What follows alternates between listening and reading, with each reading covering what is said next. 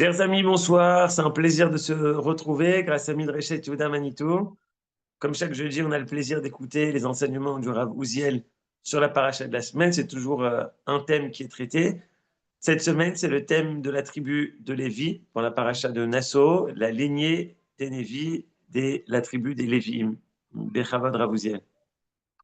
Erev Tov. Effectivement, aujourd'hui, on va parler donc des Lévi'im. Et nous, quand nous lisons la paracha, nous avons évidemment, on connaît déjà le texte, donc il n'y a pas quelque chose de véritablement important, surtout quand il s'agit d'une série de noms, une série de listes de noms, qui nous semblent quelquefois même fastidieuses à écouter ou à lire. Et pourtant, on va voir que derrière les noms et la prononciation des noms, on pourrait même dire, des traits de la tribu des Lévites, des familles de la tribu des Lévites, on va découvrir des enseignements extrêmement importants quant à l'œuvre que chacun d'entre nous doit accomplir, c'est-à-dire à la façon dont il doit être juif, on peut dire, et qu'il doit exprimer cette identité juive. Pour cela, je propose de regarder le texte suivant qui va nous montrer en fait comment, à partir de l'exégèse des versets de la Torah, on peut arriver véritablement à comprendre quelque chose de plus que ce qui est écrit. En effet, si vous l'avez maintenant devant vous, j'imagine, le, le texte nous dit la chose suivante. On va remonter à la paracha de la semaine dernière, parce que ce qu'on lit aujourd'hui, enfin, qu'on va lire Shabbat, c'est quelque chose qui est déjà la suite de ce qu'il y avait la semaine dernière. En effet, dans le décompte de la famille de Lévi, donc dans la tribu de Lévi, le décompte lui-même commence à la paracha de Bamidbar. On arrive ici quand on fait Parashat Nassau. On commence, Vaïdaber, je vais lire juste la ligne 3, ce qu'on va lire donc après-demain. Vaïdaber Hashem el Moshe lemor, Nassau et Rosh bene Gershom Gamhem. Tu dois aussi faire le décompte de la famille de Gershon, de la famille des Lévi. En fait, c'est pas le début. Le début, c'est la semaine dernière, dans le Chevi'i de la paracha de Bamidbar, où il est écrit Vaïdaber Hashem el Moshe lemor, ligne 2 devant vous, Nasso et Rosh bene Kehat mitor bene Levi. C'est-à-dire, on commence par la famille Kehat, la semaine dernière. Mais on s'arrête, la semaine dernière, on s'est arrêté après les Kehat, et on a commencé cette semaine avec Gershon. Après va venir Merari, ligne 4. En tout cas, on va commencer de là. Nasso et Rosh bene Kehat, les Mishpechotam, les Bet Avotam. Donc il faut compter. Quand on dit Nasso et Rosh, ça veut dire donc ici compter tête par tête, c'est-à-dire compter personne par personne, les enfants de Kehat, c'est-à-dire le nombre des membres de la famille de Kehat qui font partie de la tribu des Lévi'im, les Mishpechotam, les Bet Avotam, en les considérant non seulement dans leur spécificité unique de chacun des individus, mais aussi en les rapportant à leur famille et à leur patriarcat, je ne sais pas comment on peut appeler ça. Ensuite, Parashat Nassau, cette semaine, Vaïdaber Hashem el Moshe lemor, Nassau et Rosh bene Gershon gamhem. J'ai dit de compter Kehat, mais maintenant il faut compter aussi Gershon. Et on fait la même chose. Combien il y a de personnes, combien il y a de familles, qui est qui, combien il y a dans chaque famille, etc. Les Bet Avotam, les Mishpechotam, vous remarquez que le verset est inversé. Au lieu de dire par famille et ensuite par chaque père, dans la famille, de vérifier chaque père combien a-t-il d'enfants, là c'est écrit le contraire. On commence par les parents et ensuite on va passer à la famille. Enfin, on arrive dans notre paracha, Benemerari, les Mishpechotam, les Betavotam, Tifkodotam, tu dois les compter aussi. Donc il y a trois familles Lévi importantes. Il y a Kehat, Gershon et Merari. Ce sont les trois familles. Les commentateurs se posent tout de suite une question, et pas seulement une, vous allez voir, il y en a 5, qui tout de suite saute à l'œil.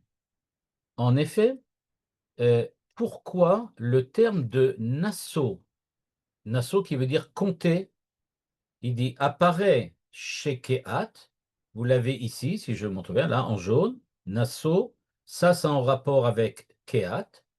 Ensuite, on a Nassau, encore une fois ici, en rapport avec Gershon. Par contre, Merari, il n'y a pas Nassau. Il n'y a pas écrit qu'il faut compter. Première question. Deuxième question, que veut dire le mot Gam-M? Gershom, Gam-M, eux aussi. Comme si c'était important de préciser que aussi Gershon, bien qu'on n'aurait pas dû, mais aussi, il faut les compter. Elle dit, mais pourquoi on n'aurait pas dû les compter? Pourquoi on a besoin de préciser que il faut aussi les compter? Ensuite, ce que l'on remarque, c'est ce que j'avais montré tout à l'heure, que parfois, on doit les compter à partir de la famille et de chaque père. Parfois, c'est le contraire, à partir de chaque père et de la famille. Et enfin, une question plus générale qui est comment se fait-il que la mission religieuse, cultuelle de la famille de Kehat est plus importante que celle de Gershon? En effet, on va le voir, Kehat s'occupait de l'arche de l'Alliance, de la menorah, de l'autel de l'encens et de la table des présentations des pains, c'est-à-dire les choses les plus saintes à l'intérieur du tabernacle, alors que Gershon, eux, devaient s'occuper seulement on pourrait dire, de ce qui recouvre le tabernacle, à savoir les tentures et les pots. Bene Merari, eux, devaient porter les poutres, qui faisaient, on peut dire, le squelette du Mishkan. Donc, en tout cas, ce que l'on voit, c'est que demandent les commentateurs, comment ça se fait que Gershon, qui est l'aîné, or nous sommes dans une période dans laquelle le droit d'aînesse implique une plus grande importance dans la famille, donc dans la famille Lévi, on peut dire dans la tribu Lévi, pardon, la famille la plus importante, c'est Gershon, et pas Kehat. Et donc pourquoi Kehat reçoit pour mission de porter les ustensiles les plus saints, alors que Gershon doit porter des tentures et que Merari doit porter des poutres, c'est-à-dire la partie la plus lourde et on peut dire comme ça, la plus pénible. Pourtant, Gershon est l'aîné. S'il est l'aîné, il aurait dû avoir en fait autre chose, c'est-à-dire avoir à prendre les ustensiles les plus saints. Pour pouvoir comprendre ça, et c'est ce que je disais au début, on va devoir maintenant comprendre qu'en fait, le décompte que l'on nous donne ici, c'est-à-dire le fait qu'on exprime qui sont les Lévis, qui sont dans les Lévis les Gershon, Kehat ou Merari, ça a une très grande importance parce qu'en fait, on va le voir tout de suite, il y a des différences fondamentales du point de vue de l'identité juive des Lévi'im entre ces trois familles. Il ne s'agit pas du tout j'aurais pu dire comme ça, d'une division du travail, parce qu'il faut bien qu'il y en ait qui prennent les uns et les autres. Mais au contraire, il s'agit de véritablement quelque chose de complètement différent. En effet, la première remarque, nous avons traduit, comme le font tous les traducteurs, le mot nasso, qui est le premier mot de notre paracha, nous l'avons traduit par décompte, compter. En fait, comme nous le montre ici le Rav Luria dans un de ses textes, il nous dit il faut savoir que le mot nasso signifie aussi monter, on peut dire comme ça, monter en grade, ou plutôt exprimer l'importance. Nasso, ça veut dire il faut les rendre importants. Nasso est Rosh Bene Levi. Ça veut dire que tu dois prendre les enfants de Kehat, la famille de Kehat, et que tu dois les honorer, faire que les autres les respectent encore plus. Nasso, ça veut donc dire donner des honneurs, donner de l'honneur. Et donc, nous dit-il, ce qu'il faut savoir, c'est quand on dit Nasso et Roche, et on avait vu tout à l'heure, regardez le texte, on l'avait vu pour Kehat, Kehat doit être honoré, Gershon doit être honoré, Merari pas. Merari, on n'est pas obligé de l'honorer. Mais pourquoi? En quoi qu'a-t-il fait de mal pour être considéré comme quelque chose qui n'a pas besoin d'être honoré? Et on va voir que l'honneur en question ne dépend pas du tout du fait que on décide d'honorer les uns plutôt que les autres, mais il va s'agir de quelque chose dans le cadre de leur fonction. Et quand on dit Nassau Roche, honore la personne de Kehat, honore la personne de Gershon, c'est pas pour dire qu'il faut l'honorer et pas les autres, mais ici, l'honneur dont on parle, c'est la fonction. La fonction de Gershon et la fonction de Kehat vont être des fonctions très particulières qui ont rapport avec Rosh, c'est-à-dire avec l'esprit.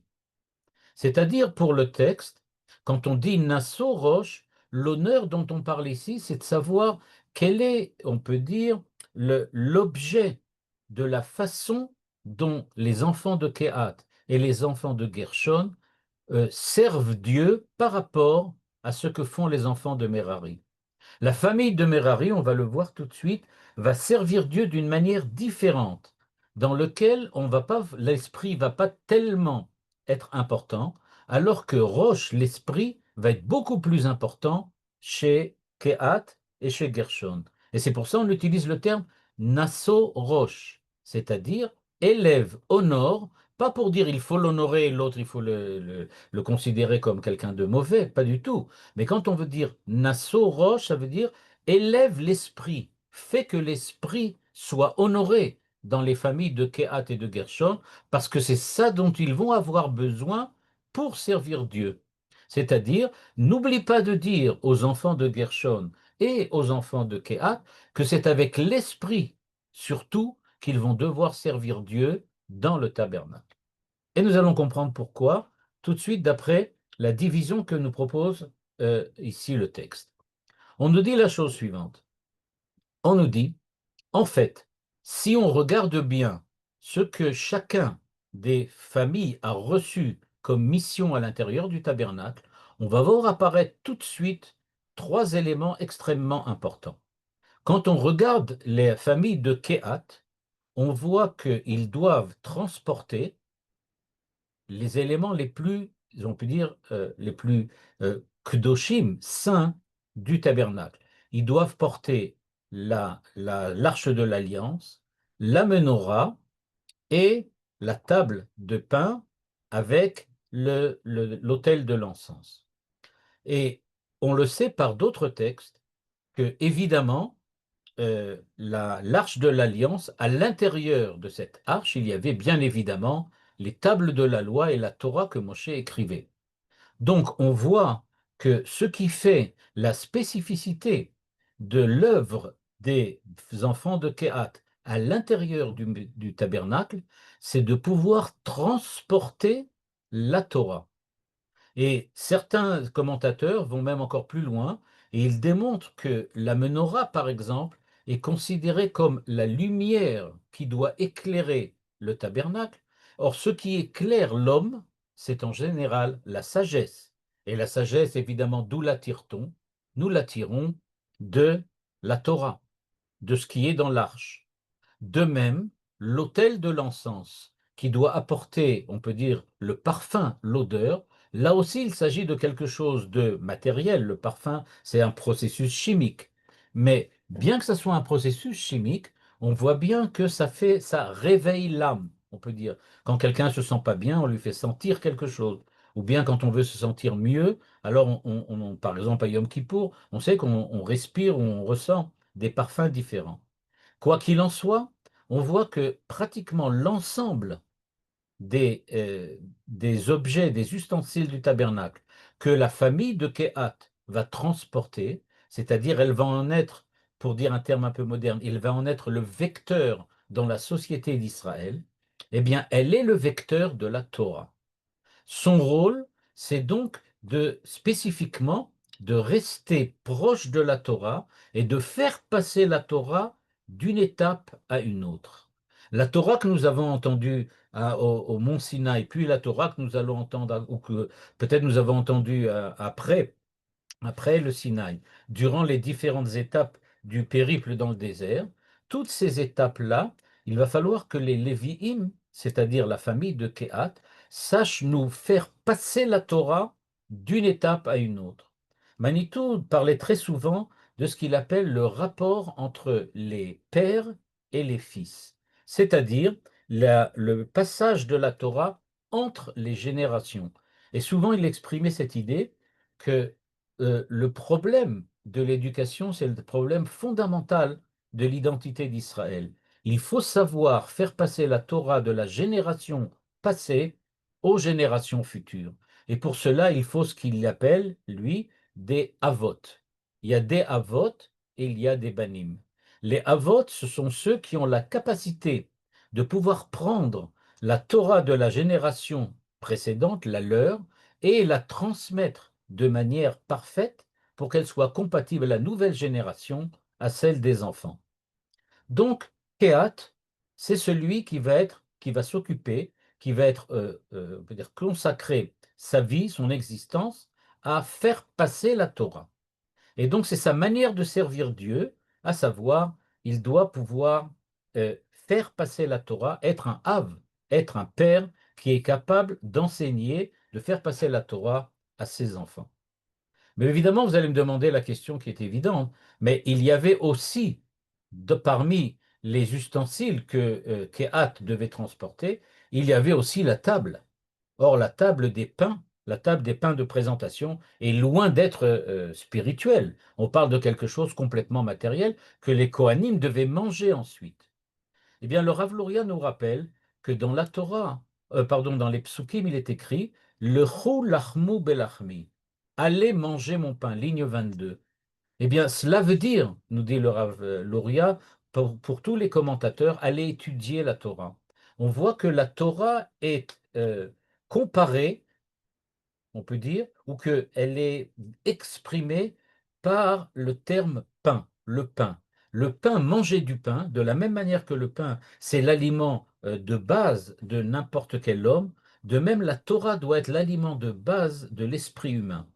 Eh bien, nous dit-il, donc la table aussi avait ce rôle-là, parce que, il le dit dans un autre texte que je n'ai pas ramené ici, parce que il est bien évident que si dans le tabernacle, qui est le lieu le plus saint d'Israël, on retrouve une table avec du pain, c'est certainement pas pour nous proposer de la confiture et du beurre, c'est pour nous proposer une certaine façon d'étudier la Torah, c'est-à-dire étudier la Torah de telle façon qu'elle soit véritablement ingurgitée à l'intérieur de l'homme. Il ne s'agit pas d'une Torah qu'on goûte et qu'on rejette, mais c'est quelque chose comme le pain que l'on doit véritablement ingérer et nous faire devenir complètement, on peut dire, dépendants du pain, c'est-à-dire de la Torah. Que se passe-t-il maintenant chez Gershon? Eh bien, Gershon, lui, il représente, nous dit le Rav Luria, on va le voir tout de suite pourquoi, il représente la tfila. Il représente la tfila. Et pourquoi il représente la tfila? Eh bien, il représente la tfila parce que il avait pour tâche à l'intérieur du tabernacle de transporter toutes les tentures. Tout ce qui fait, c'est-à-dire les tentures intérieures, extérieures, les rideaux, etc.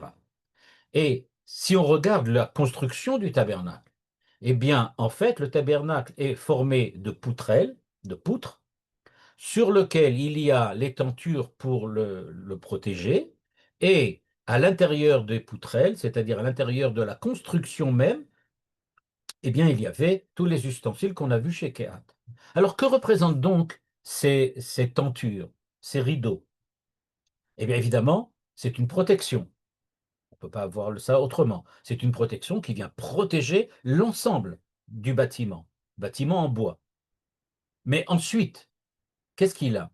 Eh bien, il faut savoir qu'à chaque fois que l'on parle de la présence de la Shekhinah, de la présence de Dieu dans le tabernacle, eh bien, la présence de Dieu, elle est toujours comme une nuée, comme un nuage qui vient envelopper l'ensemble du bâtiment, l'ensemble du tabernacle. C'est donc dire que si la Shekhinah enveloppe ce que fait Gershon, c'est-à-dire s'occuper, se consacrer aux tentures, c'est se consacrer à la présence de la Shekhinah dans le tabernacle. Et donc, ce que l'on voit, c'est que Gershon doit s'occuper de la façon dont on doit attirer vers nous, sur nous, la présence de Dieu qui est représentée par la nuée. En fait, la nuée, la nuée est l'équivalent des tentures de Gershon. Gershon fait des tentures qui sont en fait la représentation de la Shrina qui doit venir envelopper le tabernacle. De la même manière que les tentures enveloppent la construction et ce qui est à l'intérieur, de la même manière, la Shrina, la nuée, descend et enveloppe le tabernacle. Comment fait-on pour faire venir la Shrina? Eh bien, c'est par l'intermédiaire des corbanotes, des sacrifices, des offrandes, et par l'intermédiaire de la prière, qui aujourd'hui prend la place des corbanotes parce qu'il n'y en a plus. À l'époque, il y avait parallèlement et les corbanotes et la prière. Donc, on voit donc Kehat, c'est s'occuper à faire pénétrer la Torah comme le pain dans l'intériorité de l'âme humaine, faire pénétrer la connaissance de Dieu, faire pénétrer la sagesse de Dieu dans l'intimité même de l'identité humaine. Alors que Gershon ne s'occupe pas de faire pénétrer dans l'intimité de l'homme, il fait au contraire essayer d'envelopper l'homme, le protéger, mettre entre lui et le monde un espèce d'intermédiaire qui est précisément la tenture, c'est-à-dire ce qui protège l'intérieur et donne le contact avec l'extérieur, et cela c'est seulement au moyen de la prière qu'on est capable de le faire. Que reste-t-il pour ce pauvre Mémerari? Eh bien, pour ce pauvre Merari, a priori, il ne lui reste rien. La Torah, c'est chez Kehat, et la Tfila, c'est parti chez Gershon. Ben, lui, il lui reste pas moins que 613 mitzvot. En effet, qu'est-ce que c'est que la structure du tabernacle, nous dit le Rav Luria. Cette structure en bois, solide, qui devait supporter et protéger et qu'on puisse rentrer à l'intérieur tous les ustensiles, eh bien, ces poutrelles qui étaient donc l'essentiel, on peut dire, du tabernacle, ce sont précisément les mitzvot. Les mitzvot qui sont des actes, l'agir de l'homme. Un acte, c'est quelque chose de toujours matériel. C'est pour cela que lui, bien comme on l'a vu tout à l'heure, il ne s'occupe pas trop des choses de l'esprit, mais il s'occupe des choses qui sont véritablement actives, de l'activité, des actes. Et les actes sont matériels. Donc, ce que l'on découvre, on découvre donc que les trois fonctionnalités essentielles de la vie humaine juive, c'est la Torah, la prière et les mitzvot. Ça correspond exactement à Kehat, Gershon et Merari. Maintenant, nous dit le Rav Luria, c'est extrêmement facile. On va devoir maintenant expliquer pourquoi les versets s'expriment-ils de cette manière. Je vais les remettre devant vous pour que vous puissiez voir précisément ce qui se passe. Ce que l'on voit, le mot nasso est roche. Ça veut dire il faut élever roche, la tête, c'est-à-dire l'esprit. Chez qui l'esprit fonctionne? L'esprit fonctionne pour la Torah, l'esprit fonctionne pour Bene Gershon, pour la Tfila. C'est pour ça qu'on voit apparaître Kehat et Gershon. Tous les deux ont Nasso et Roche. Il faut élever, c'est-à-dire de bien les convaincre que c'est grâce à leur esprit surtout qu'ils vont devoir essayer de s'attacher à Dieu grâce à la Torah et à la Tfila. Par contre, Bene Merari, on n'a pas besoin d'être un grand intellectuel, je veux dire, pour faire les mitzvot. On met les tefillin, il faut surtout suivre ce que la halakha nous dit et faire exactement la mitzvah telle que Dieu nous l'a commandée. C'est quelque chose qui relève de l'action droite, de l'action juste. On pourrait dire, en élargissant, c'est aussi question de morale, d'éthique, se comporter d'une manière parfaite. Cette dimension humaine qui est celle donc de l'acte et de la morale, c'est celle qui revenait à Merari. C'est pour ça que dans le verset, on voit bien apparaître Nasso et Roche. Il faut donc élever l'esprit. C'est donc, nous dit le Rav Luria maintenant, ces trois dimensions qu'on va devoir essayer de comprendre. En effet, face à ces trois dimensions qui correspondent donc à Kehat, Gershon et Merari, on sait que tout, malheureusement, dans la vie ne se passe pas de manière aussi rose et aussi simple. En effet, nous avons euh, euh, contre nous, on peut dire, le fait que nous avons une propension naturelle, due au fait que nous sommes des créatures, et que nous ne pouvons rien changer à cela, nous avons une propension naturelle à être attirés par tout ce qui est matériel, tout ce qui peut nous donner un support vital et matériel dans le monde matériel dans lequel nous vivons. Le fait que nous soyons des créatures, ça entraîne que nous avons un instinct de conservation et nous voulons rester dans ce monde et en profiter pour rester vivants. La vie humaine, c'est à peu près la seule chose de terriblement important que Dieu nous a donnée. Le reste, on peut toujours s'arranger. Sans la vie, on ne peut pas faire grand-chose. Et donc, cette vie humaine, elle a besoin de protection. Et puisqu'elle a besoin de protection, Dieu nous a donné le Yetzer Hara. C'est un peu paradoxal de le dire, mais c'est vrai. En effet, si j'avais pas l'instinct de conservation qui me fait rester dans ce bas monde, eh bien, je deviens quelqu'un de déprimé. Et quand je suis quelqu'un de déprimé, malheureusement, on a vu des cas dans lesquels des gens se suicident, quittent la vie. Ils n'ont plus aucun sens, plus aucun goût à la vie. Donc, nous avons le Yetzer Hara qui vient et qui nous dit, mais non, c'est bien d'être ici. Il y a plein de choses intéressantes dans ce bas monde. Vous allez voir, vous pouvez découvrir et jouir de ce monde de façon extrêmement profonde. Et donc, nous avons en permanence cette tension en nous qui nous dit, d'une part, cette tension, elle nous tire d'un côté, nous voulons servir Dieu, nous voulons nous approcher de Dieu, nous voulons faire ce que Dieu demande. D'un autre côté, on veut rester dans ce bas monde parce que c'est là où on est le mieux en fin de compte. Et quand on veut rester dans ce bas monde, eh bien, on est attiré par toutes sortes de choses qui nous font oublier que nous avons aussi ce que Dieu nous a dit et ce que Dieu nous a demandé. Et donc cette tension entre, d'une part, vouloir être comme Dieu le veut, et deuxièmement, être aussi comme Dieu le veut dans ce bas monde, fait que nous sommes en permanence en train de lutter. Et la Mishnah, dans Masechet Brachot, dans la Gemara, pardon, dans Masechet Brachot, nous dit la chose suivante. Comment doit-on lutter contre le Yetzer Hara? Là, c'est important. On va devoir enfin qu'est-ce que les Chachamim nous disent. Eh bien, on nous dit tout simplement, eh bien, soyez honnête avec vous-même. Premier point, soyez honnête avec vous-même. Qu'est-ce qui est vraiment important dans la vie? Servir Dieu ou jouir d'un bon beefsteak? Eh bien, la réponse, elle est simple. Servir Dieu, c'est plus important que manger un bon beefsteak. C'est clair. Malheureusement, dit la Gemara, ça ne marche pas toujours. Et si ça ne marche pas, c'est-à-dire si cette idée-là que le Yetzeratov, aller vers Dieu, est plus important que, évidemment, est beaucoup plus fondamental que d'aller vers le rat, vers le mal, vers la jouissance, si ça ne me convainc pas. Parce qu'au moment où je me trouve face au steak, je dis en fait à Dieu, tu sais quoi, attends un peu avec le Olam Haba, moi je vais d'abord manger un steak, ensuite on verra si le Olam Haba ça me convient. Alors quand on en est là, qu'est-ce qu'on fait? Eh bien, il dit, Ya'asok Batorah, nous dit la Gemara. Étudie la Torah et la Torah va te protéger. Ah oui, mais moi j'étudie la Torah, mais quand je sors, j'ai toujours faim. Moi, le steak, il m'attire toujours. Alors on dit non, non, non, non, il y a une autre chose que tu peux faire. À ce moment-là, tu as qu'à dire Kriyat Shema. Bon, alors j'arrête, avant de rentrer dans la salle à manger, je fais Kriyat Shema, mais une fois que j'ai fini Kriyat Shema, je me dis qu'en fin de compte, le steak, il est toujours bon.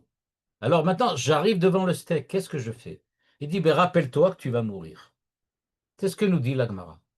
Si tu te rappelles que tu vas mourir, tu vas te dire, OK, le steak, il est déjà moins bon. Il est déjà moins bon. Parce que je sais que je vais pas vivre longtemps. La Gemara demande, là-bas, enfin les Chachamim plutôt, les Chachamim demandent, mais cette Gemara, elle est un peu bizarre. Elle nous dit, voilà, d'abord tu luttes entre le Yetzeratov et le Yetzerara. Si ça marche pas, Torah. Si ça marche pas, Tfila, Kriyat Shema. Si ça marche pas, rappelle-toi que tu es en fin de compte quelqu'un de limité qui va mourir. Et donc, pourquoi pas commencer directement par la fin? C'est-à-dire, à quoi ça sert d'essayer de lutter contre son Yetzer Hara, d'étudier la Torah ou de faire Kriyat Shema? T'as qu'à être déprimé en permanence, et à ce moment-là, tu ne seras jamais attiré par ce bas monde. C'est en fait une méthode. C'est-à-dire, je me déprime, je pense à la mort tout le temps. Une fois que je suis convaincu que je vais mourir et que c'est pour demain, eh ben, plus rien ne m'attire, plus rien ne m'intéresse. Et donc, j'arrive à tout. Alors, pourquoi on fait pas ça comme ça? Et en fait, dans les réponses qu'apportent les Chachamim, en fait, on voit que ce qu'ils nous disent, c'est que la mort, penser à la mort, ou étudier la Torah, ou faire Kriyat Shema, c'est pas une recette miraculeuse. C'est pas j'ai un problème, j'étudie la Torah. J'ai un problème, je pense à la mort. Il nous dit en fait, l'homme n'est pas unique, il n'est pas homogène, pardon, c'est le terme. Il n'est pas homogène. L'homme n'est pas homogène. En fait, il est composé dans sa personnalité, dans son identité, il est composé de trois parties bien différentes qui correspondent à l'esprit, le cœur et les mains, l'acte. En hébreu, moach, lev, vekli, amaase. Si vous remarquez, ça donne les lettres melech. Moach commence par mem, lev commence par lamed, kle amaase par kaf.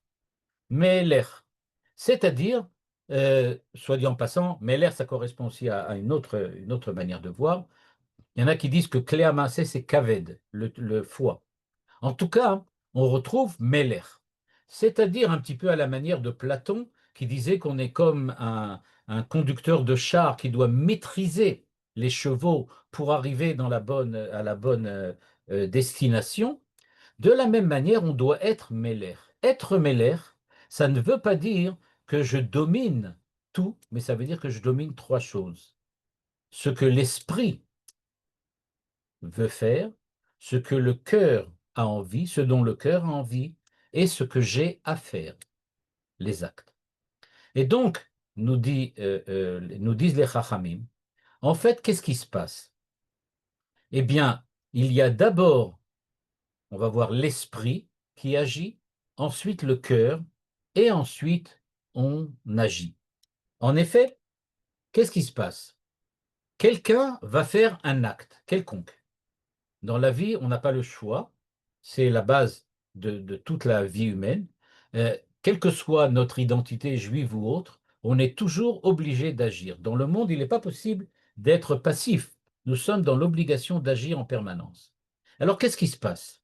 Eh bien, l'esprit imagine, pense, réfléchit à ce qu'il veut faire. C'est-à-dire, il se dessine, l'esprit dessine devant lui le but à atteindre, ce que nous avons envie de voir réaliser. Mais si je n'ai pas le cœur, c'est-à-dire la passion qui va suivre ensuite, bien même si je pense, par exemple, qu'il est très bien d'arriver au Olam Haba, on est tous persuadés, aujourd'hui, là, vous tous, on est tous persuadés que c'est évidemment pas seulement important, mais c'est essentiel, fondamental d'arriver jusqu'au Olam Haba.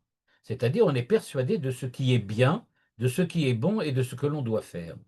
Nous sommes donc persuadés du bien. Mais malheureusement, très souvent, le cœur ne suit pas. C'est-à-dire, en fait, c'est pas que je sais pas que c'est bien, mais c'est que j'ai pas envie. Ça m'attire pas. Je suis pas. C'est pas quelque chose qui me transcende. C'est pas quelque chose qui m'élève. Je me ressens pas là-dedans. On dit aujourd'hui en hébreu anilos zorem. Je ne suis pas ça. J'arrive pas. C'est pas moi. Eh bien, nous dit, il y a donc ça commence par l'esprit qui réfléchit, mais ça doit être suivi par le cœur. Et quand le cœur y est, quand on a une passion pour quelque chose, à ce moment-là, quand on le fait, on l'entreprend, à ce moment-là, on le fait de manière parfaite. Donc c'est ça, l'action humaine. Évidemment, on voit bien le rapprochement avec Kehat, Gershon et Merari, qui représentent eux aussi ces trois dimensions dont on a parlé tout à l'heure. Et donc il nous dit la première chose, c'est-à-dire que quand je vois, j'imagine, je pense, j'essaye de construire ce que je veux faire, ce qui doit être mon comportement dans le monde et dans la vie, eh bien tout commence par l'esprit.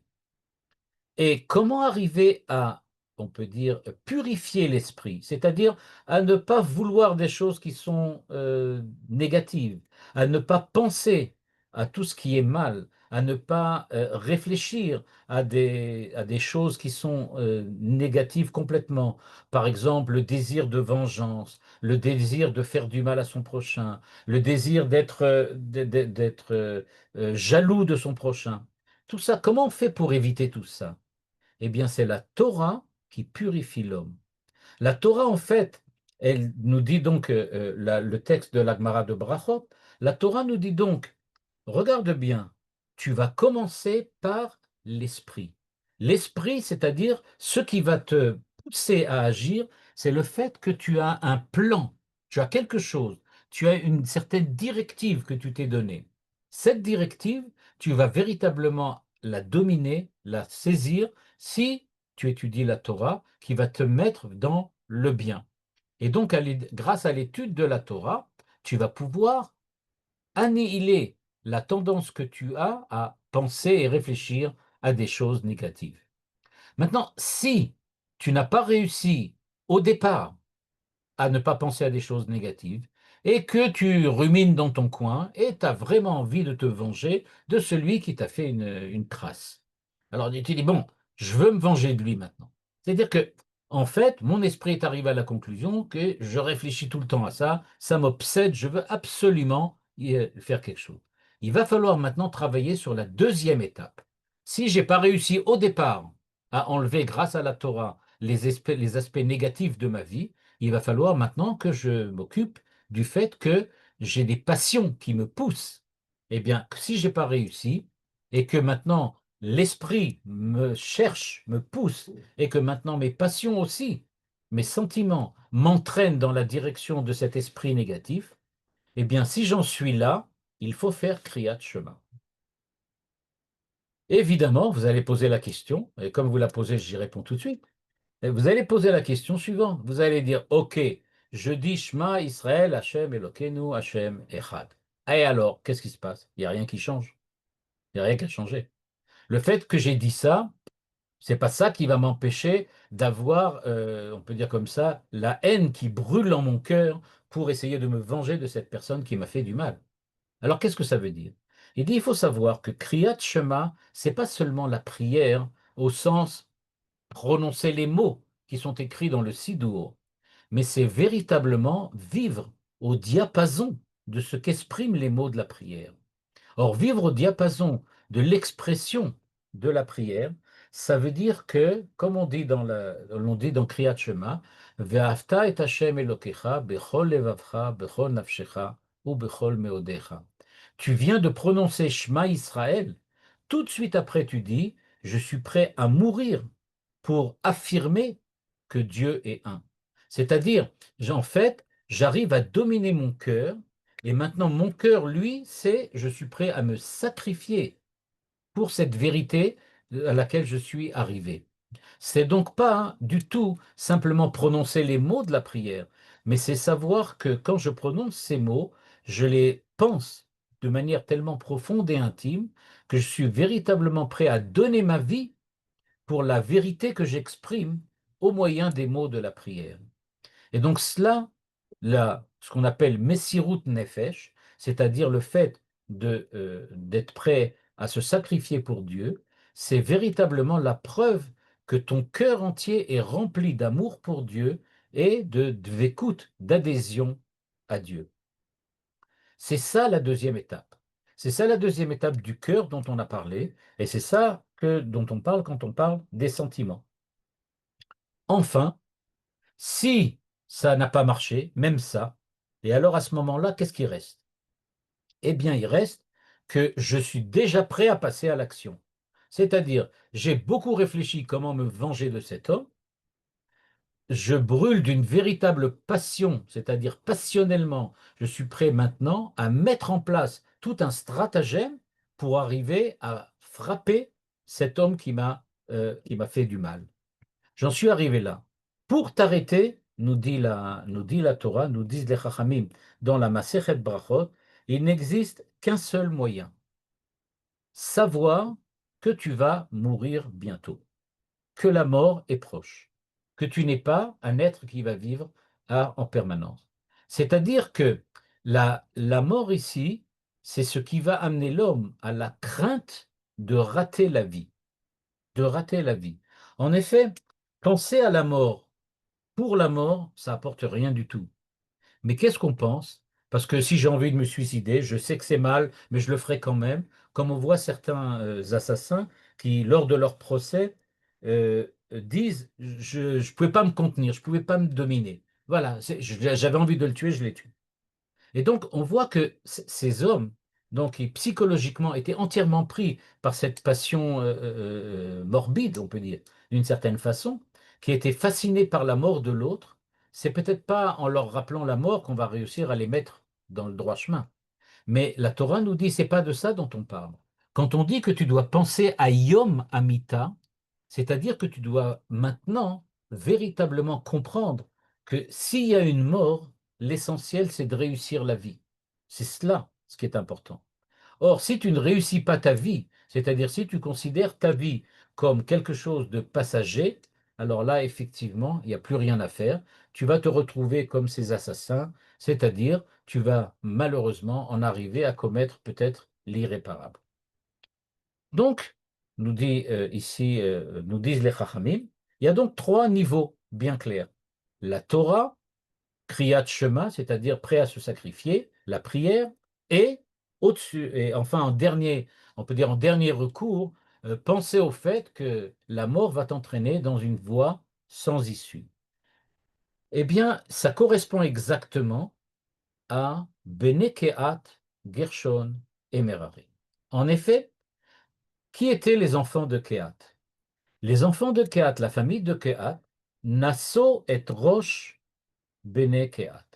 C'est-à-dire, qu'est-ce qu'ils devaient? Il y a un verset dans la suite qui nous dit que Kehat n'avait pas le droit de poser les ustensiles du Mishkan sur des carrioles ou des charrettes.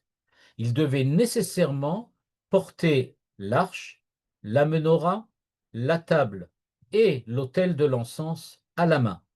C'est-à-dire, les autres, on va voir par exemple, Merari peut poser les poutrelles sur des carrioles, des charrettes, pour pouvoir les transporter avec des animaux, parce que c'est extrêmement lourd.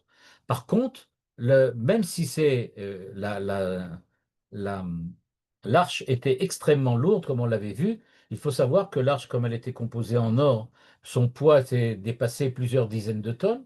Eh bien, dizaines de tonnes portées à la main, c'est impossible.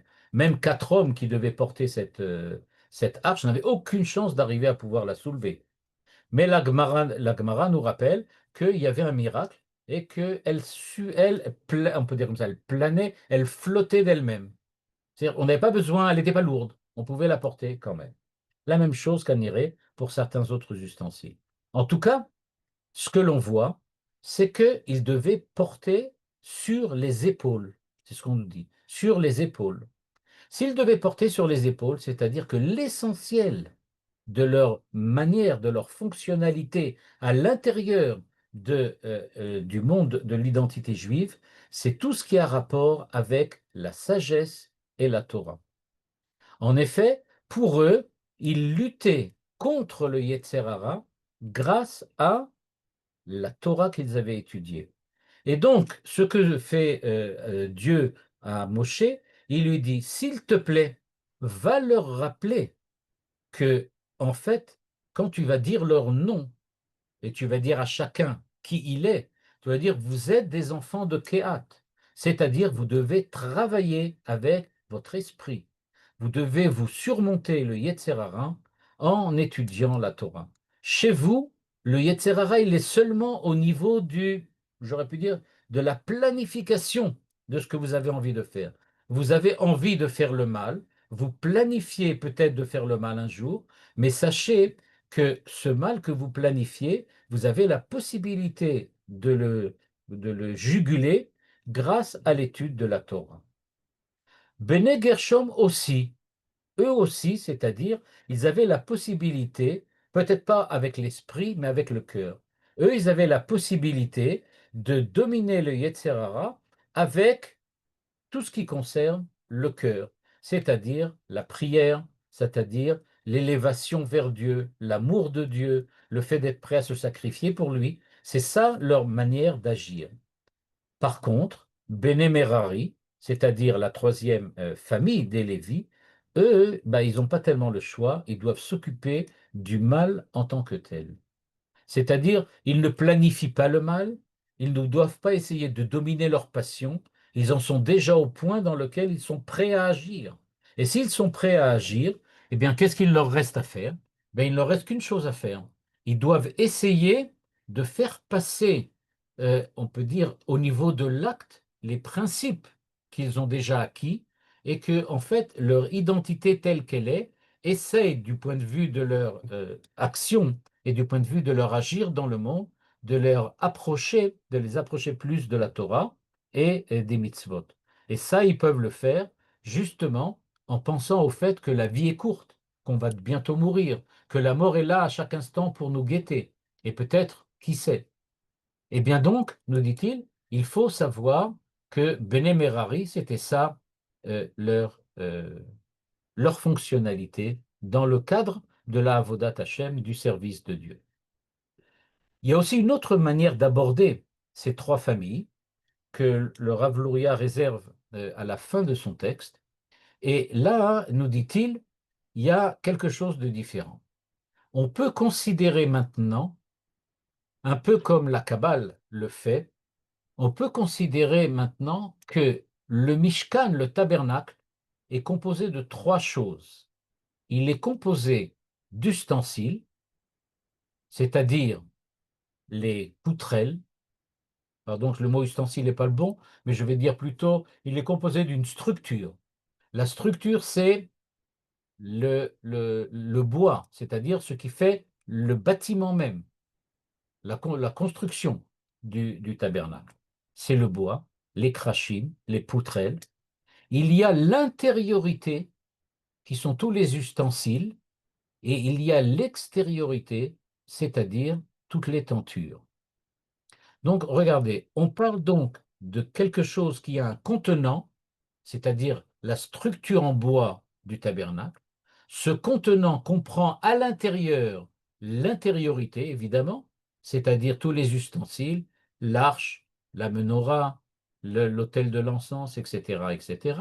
Et il a autour de lui l'extériorité, qui est donc les tentures.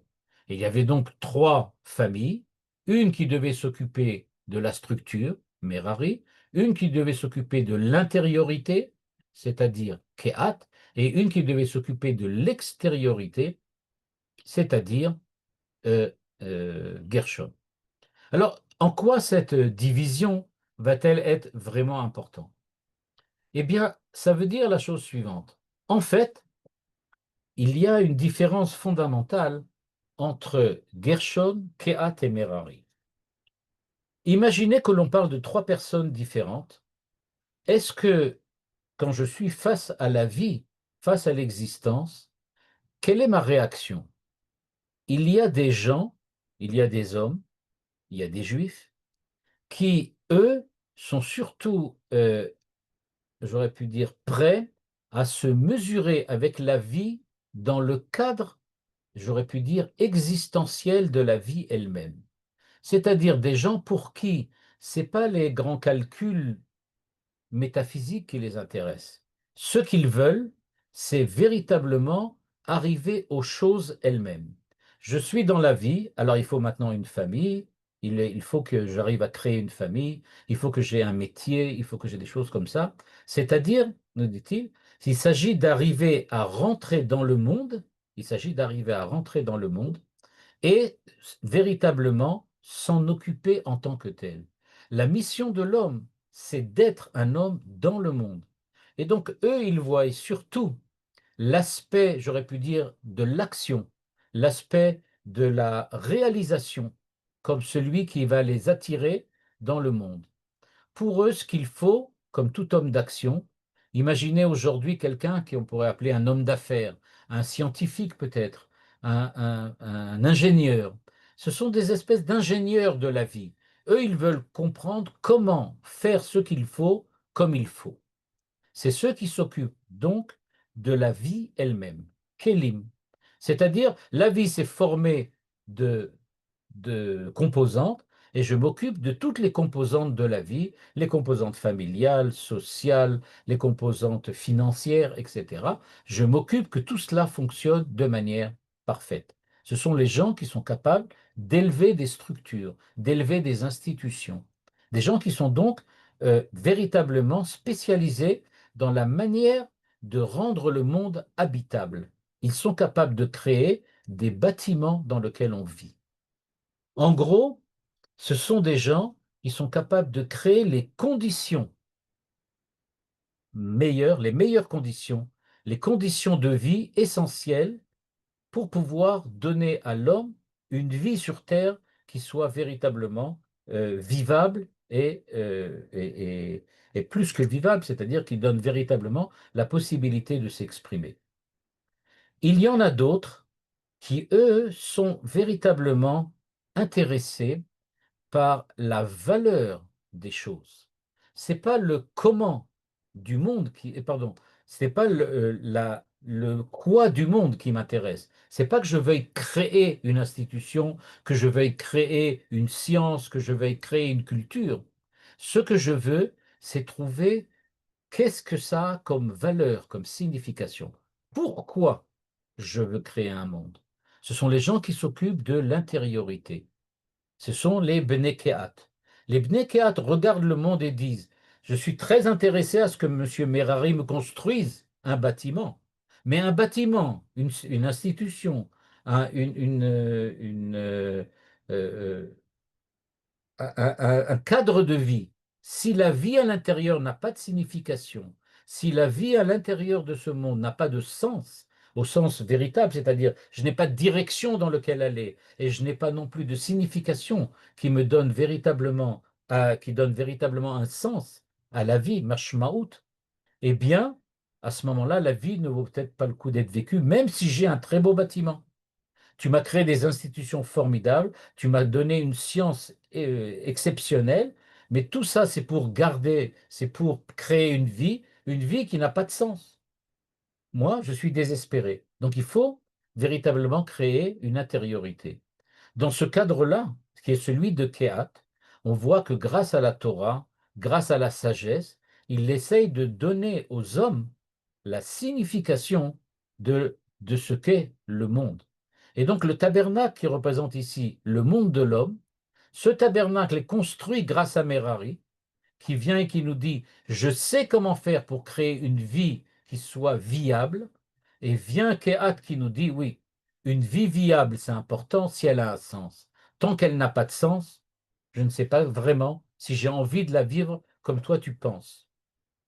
Rappelez-vous la pyramide de Maslow pour ceux qui connaissent. Et enfin arrive Gershon. Gershon nous dit, hé, vous êtes bien tous les deux là.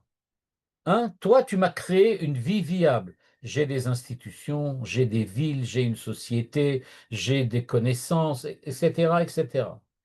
Toi, tu m'as donné non seulement les institutions, mais Kehat à côté, qu'est-ce qu'il m'a donné? Il m'a donné un sens à la vie. Mais on sait très bien que l'homme est faillible, que l'homme, comme disait Manitou, est peccable, il peut commettre des péchés. Et pourquoi est-il peccable? Il est peccable parce que la nature humaine fait que même quand on te donne une vie viable et qu'on te donne un sens à ta vie, tu choisis parfois de faire le contraire du bon sens. C'est-à-dire que tu veux, pour des questions de Yetzer hara, pour des questions d'attirance, de jalousie, de puissance, etc., tu veux faire le mal parce que tu penses que c'est vraiment ça ce que tu as envie de faire. Eh bien, nous dit-il, vient Gershon et qui nous dit, il faut emballer tout ça dans des tentures.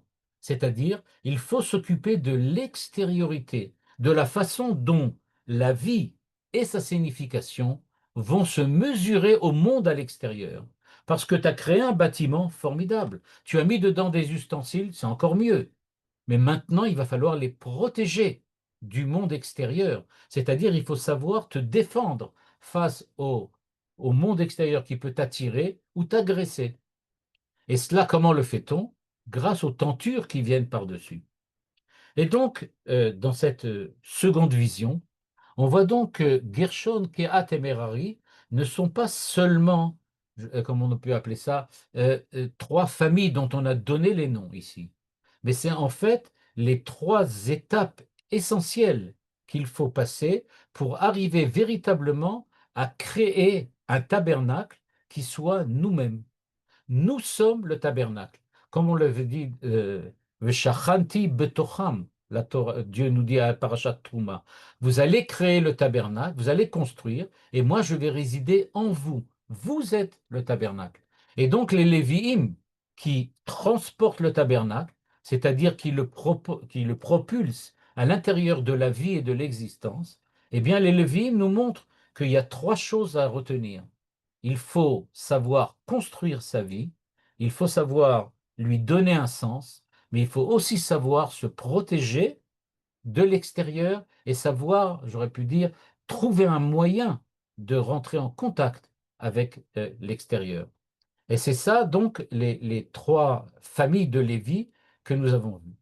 Donc, en fait, quoi que soit la décision que l'on prenne, en fin de compte, les trois familles de Lévi'im ne sont pas simplement une suite de noms, mais en fait, ce sont véritablement les trois étapes, on peut dire, que l'on a vues tout à l'heure, c'est-à-dire la Torah, le cœur, comme on l'a vu tout à l'heure, l'esprit, le cœur et l'acte, qui sont en fait trois étapes de l'action humaine, mais ce sont aussi les trois composantes de l'existence humaine, à savoir la création d'une vie, la signification de cette vie, et savoir aussi faire passer cette vie dans le cadre, j'aurais pu dire, réel de la réalité et du tangible de l'existence humaine.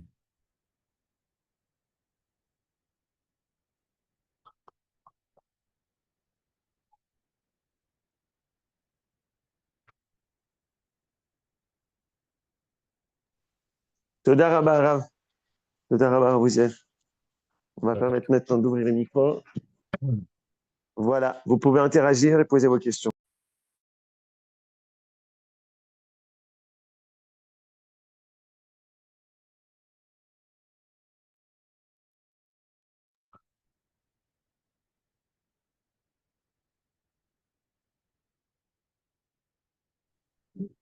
Merci beaucoup. Ce qui me dérange, c'est m'érarier un petit peu. La pratique mécanique de la mitzvah, c'est pas dans l'esprit habituellement. C'est pas exactement la mécanique de la mitzvah, mais c'est le fait de se consacrer, véritablement de se consacrer à la mitzvah. C'est-à-dire, il ne s'agit pas simplement de faire la mitzvah, mais que la mitzvah, ça soit la manière d'être de mon action. C'est-à-dire que d'un certain point de vue, ce que nous demande de faire ici le texte du Rav Luria, c'est de considérer que chaque acte que tu accomplis doit être une mitzvah, même si ce n'en est pas une. Tu dois agir dans le cadre de ce qui est une mitzvah. C'est pas seulement l'acte, c'est une manière d'être différente. C'est savoir vivre comme si la mitzvah faisait partie de toute ma vie. Et en quoi c'est beaucoup plus facile que la Torah et la Tfila, C'est pas beaucoup plus facile, au mais contraire. d'après ce qu'on a vu, c'est la manière de réagir. C'est la manière de réagir quand on est au point dans lequel quand on l'a vu dans la deuxième partie, je suis arrivé au point dans lequel je vais faire quelque chose de mal. Donc il faut maintenant que je me rappelle que l'acte que je suis en train d'accomplir, il doit être nécessairement un acte pris dans le cadre de la mitzvah, de ce que Dieu m'ordonne, et pas de ce que j'ai envie de faire spécialement. Merci. Vakasha.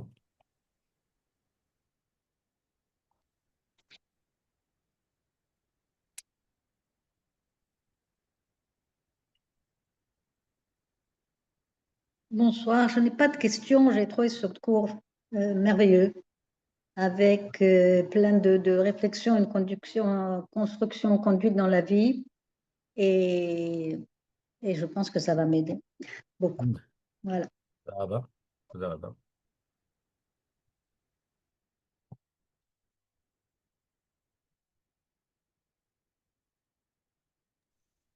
Toda Rabba.